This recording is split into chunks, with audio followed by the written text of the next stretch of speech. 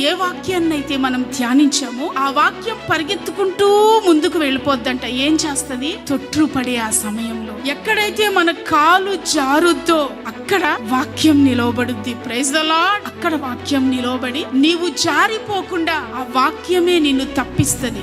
నీవు తొట్టిల్లిపోకుండా ఆ వాక్యమే నిన్ను తప్పిస్తుంది. పొర్రపాటున పాపంలో పడకుండా నిన్ను తప్పిస్తుంది.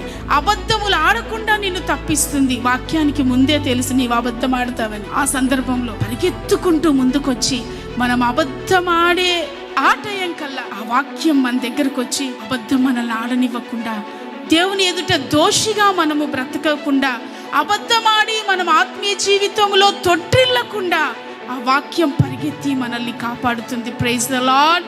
ఆ వాక్యమే శరీరధారి అయిన యేసయ్య. Praise the lord. Praise the lord. దేవుని బిడ్డ, నిజంగా ఆయన మనల్ని తప్పిస్తూ ఆ వాక్యం ముందుగా పరిగెత్తి, నిజంగా అక్కడ వాక్యం అని రాశారు.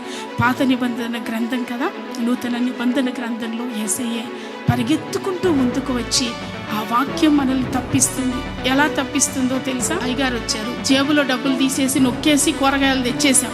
ముందే రాత్రి వచ్చాడు, అమ్మా నిన్న షర్ట్ ఉతికావు కదా, అందులో 200 రూపాయలు ఉన్నాయి, ఏవమ్మా అని అడిగారు. మీరు వాక్యం ధ్యానించిన వారైతే, ఆ రాత్రి వాక్యం చదివిన వారైతే, ఆ తెల్లవారుజామున వాక్యాన్ని ధ్యానించిన వారైతే ఏమని చెప్తారు? అవునయ్యా నేనే తీసానయ్యా. అదే లేదు, వాక్యమే చదువుకోలేదు మీరు. ఆయన వచ్చి అడుగుతాడు, 200 రూపాయలు జేబులో ఉండాలి, ఏమైనా అమ్మాయి? ఇప్పుడు మీరేమంటారు? ఏమో నాకేం తెలుసండి, అసలు మీ జేబులో 200 ఎక్కడ కనబడ్డాయి? ఈ మధ్య మీకు బాగా మతిమరుపు వచ్చినట్టుందండి.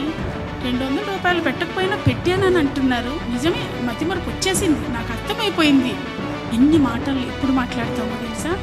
వాక్యం మన ముందు పరిగెత్తాలి. ఎప్పుడు వాక్యం మన ముందు పరిగెత్తుంది? ఆ వాక్యాన్ని ధ్యానించినప్పుడు వాక్యం పరిగెత్తుకుని అక్కడ నిలవబడి సత్యం చెప్పేటట్టుగా, మనం అబద్ధం ఆడకుండా, ఆత్మీయతలో తొట్రుపడకుండా నిజం చెప్పేటట్టుగా మనల్ని తయారు చేసి నిలవబెట్టుద్ది. Praise the lord.